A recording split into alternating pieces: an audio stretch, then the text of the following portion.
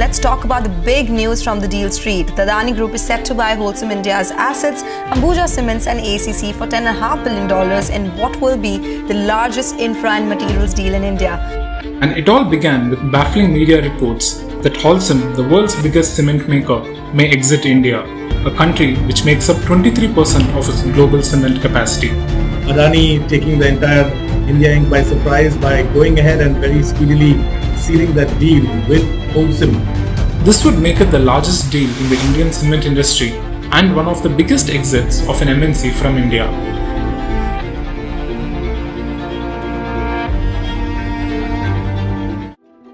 Hi everybody! On 16th of May 2022, the legendary business tycoon Gautam Adani won the race to acquire a major stake in Ambuja Cements and ACC for $10.5 billion. And as soon as this deal got finalized, the Adanis became the second biggest cement manufacturer in India. And while every single news channel has told us the basic details of this deal, the most important part that they missed out on is the business strategy of the Adanis. So in this episode today, let's do a deep dive and try to understand why did the Adanis acquire a stake in Ambuja and ACC, what exactly is their business strategy, and most importantly as investors, what do we need to understand about the changing dynamics of the cement industry of India and the world itself. This video is brought to you by Wind Wealth, but more on this at the end of the video. The first and the most obvious reason for Adani's acquisition of Ambuja and ACC is something called backward integration. Now, if you're not an MBA student, it might be a little difficult for you to comprehend. So let's try to understand backward integration using the simple analogy of a grocery store.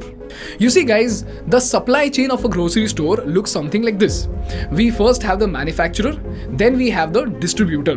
The distributor is the person who actually buys these products in huge quantities from the manufacturer. And then we have small retail shops who buy products from the distributors in small quantities. Eventually, the retailer sells it to the customers. This is the simple supply chain of retail stores. In reality, we also have wholesalers and local distributors, but for our concept, let's use this simplified version. Now let's say we have a businessman called Mr. Kothari. Mr. Kothari is a Marwadi businessman who has 10 grocery stores in Pune, and one of the most profitable products he sells is a packet of ghee. Now he buys 10,000 packets of ghee per month at 420 rupees each and sells it at an MRP of 520 rupees.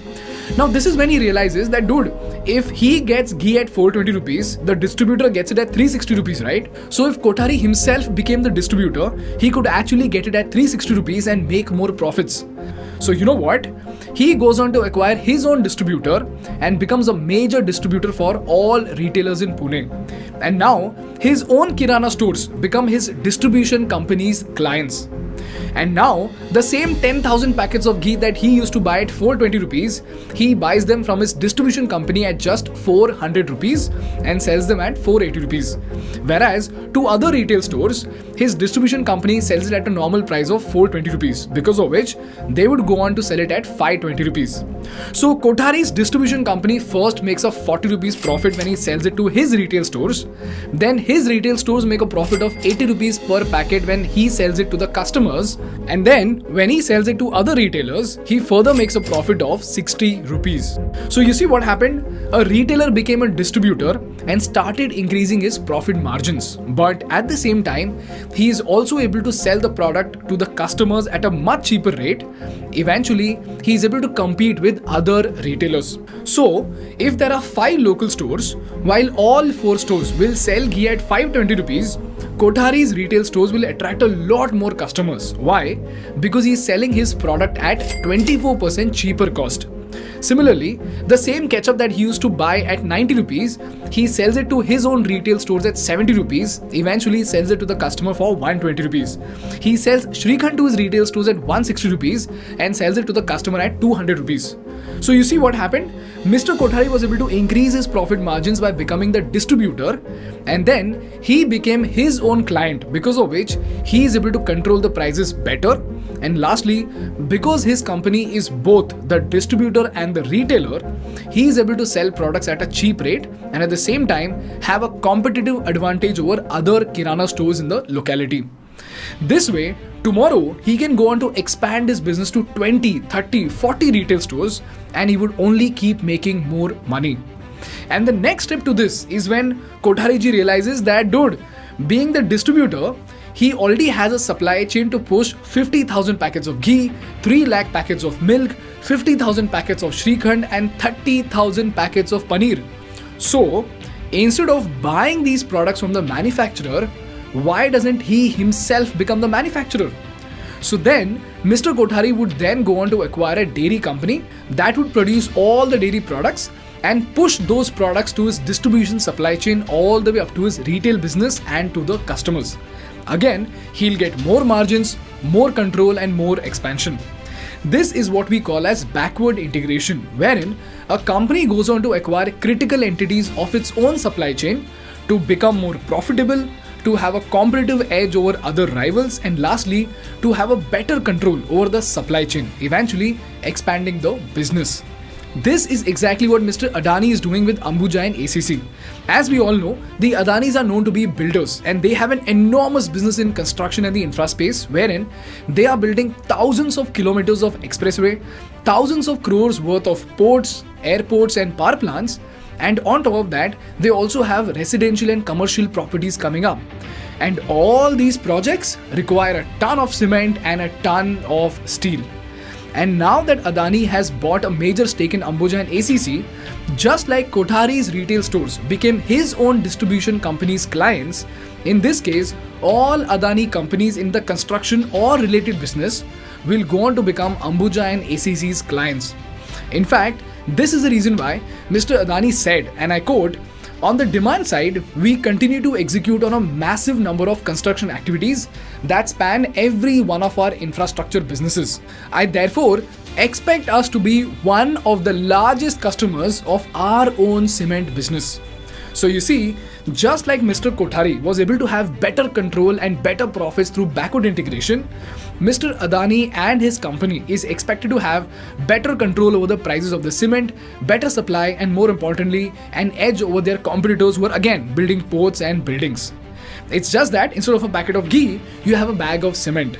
And just like Kothari would make money by selling his dairy products like paneer, milk and Shrikhand, Mr. Adani would use and sell all kinds of cements like ordinary Portland cement, Portland Pozzolana cement and Portland slag cement for their own projects, eventually to increase their own profits. And this brings me to the second reason, and this is something that you can literally find on every single news article on the internet, which says that since the Adani Group takes up giant infra projects from the government itself, in the next few years, as a part of the Pradhan Mantri Awas Yojana, we have 100 smart cities, 200 airports, housing for all, and all of these will skyrocket the demand for cement, eventually benefiting the cement industry of India. So when the Adanis build such projects, the cement orders at Ambuja and ACC will increase. Eventually, Gautam Adani's goal of doubling the capacity of these companies is expected to be fulfilled. This is the story behind Adani Group's acquisition of Ambuja and ACC. Now the question over here is, if India is such a lucrative and profitable market, why did Holcim sell its stake to Adanis and leave India altogether? Because you see, the stock price of Ambuja has steadily appreciated by 200% in the past few years. The profits of the company have risen steadily and it's already the second largest producer of cement in India. Then why did Holcim sell, and as investors, why is it super important for you? Well, the first reason for this is that Holcim is a Swiss company and Switzerland is one among the nations that have actually signed the Paris Agreement, and Switzerland's goal is to actually get to net zero greenhouse gas emissions by 2050. And if you look at the most emission intensive industries in the world, you will know that even if the entire cement industry is considered to be one country, it would still be the third largest greenhouse emitter in the world, only behind China and the US. Secondly, if you remember from our hydrogen episode, we have something called carbon border tax coming up, which is literally bringing in a mega trend of decarbonization of industries. Carbon must have its price because nature cannot pay this price anymore. The idea of a carbon border tax is gaining ground in the United States and the European Union. A carbon border tax to level the playing field for European products if other countries do not go as far as us or refuse to go in the right direction. Western countries don't want to see companies packing up for places like China or India because of their less stringent environmental rules, which make the goods produced there cheaper. A huge emitter of CO2 that's often overlooked is cement. Every year, more than 4 billion tons of cement are produced. accounting for around 8% of global CO2 emissions. We have a carbon neutral vision for 2050, and we are very much aware now what kind of steps we have to do in order to get there. So long story short, if your emission levels are beyond a certain limit, you will be charged a surcharge on top of the cost of your product in the European Union and other strict countries that apply the carbon border tax. And when it comes to cement, it is one of the most polluting commodities in the world. So the cement industry in general is a very risky business to actually have in your portfolio with respect to Vision 2050. As a result, countries like Switzerland are pushing their companies to go green, because of which they already have one of the highest carbon taxes in the world. And Holcim is even ahead of Switzerland, by the way. They are literally building a world-class product as a substitute to cement itself. And one of the best examples of the same is their EcoPat concrete, which reduces carbon emissions by 30 to 100% as compared to conventional concrete. Similarly, they have EcoPlanet green cement, roofing solutions, mortars, and a lot more coming up. So as an investor, this is a very, very big deal, because it's almost like Volkswagen telling the world that they will produce only hydrogen fuel vehicles and they'll stop producing petrol and diesel cars altogether. That is how big the green and clean industries are expected to become in the next 20 years. And now, if you look at Holcim in India, you will know that India alone contributed to 26% of their CO2 emissions. So, merely by selling their cement business in India, they will be reducing their carbon emissions portfolio by a large extent. In fact, this is the reason why you will see that they did not just quit the Indian market, but they also quit Brazil, Northern Ireland, Sri Lanka, Malaysia, and even Russia. So as investors, this tells us one thing.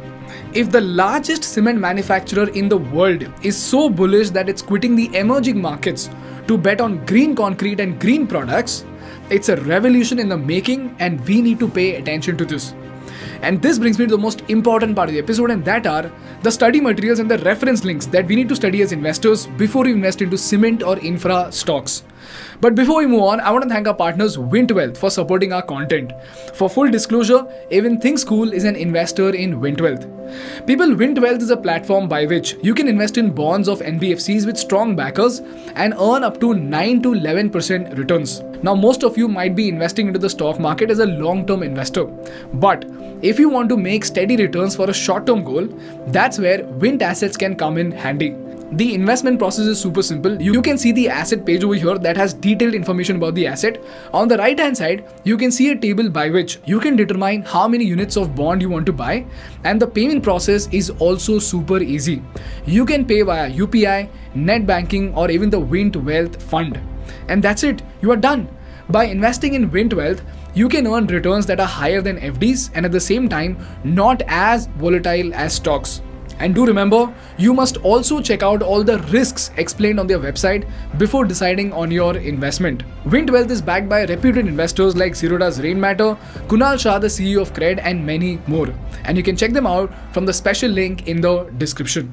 Moving on, the first thing that I'm attaching is a McKinsey report on the emergence of green cement and the trajectory of the cement industry of the world itself. Read this very, very carefully because it will give you a golden insight about the future of our infra space. The second thing that I'm attaching is a clear text link on what are the pros and cons of backward integration. So if you want to understand the basics of backward integration, that's a very good link to refer to. So the next time if a news comes out that somebody is doing backward integration, you will have a much better understanding of the same. And lastly, the one thing that absolutely blew my mind is that if you draw a comparison between Ultratech Cement, Ambuja and ACC, you will see that Ultratech has a capacity of 120 million tons per annum, whereas Ambuja Cement's installed capacity is just 31.45 million tons per annum, and ACC has a production capacity of 34.45 million tons per annum. So you see, even together, these companies have a total production capacity of only 65.9 million tons per annum, which is nearly half of that of Ultratech. So considering the fact that Adanis are known to be market leaders in any category they enter in, the Adani versus Ultratech battle is going to be super interesting to study as students of business. So keep an eye on that. That's all from my side for today, guys. Please have a look at your study materials. If you learned something valuable, please make sure to hit the like button in order to make YouTube Baba happy. And for more such insightful business and political case studies, please subscribe to our channel. Thank you so much for watching. I will see you in the next one. Bye bye.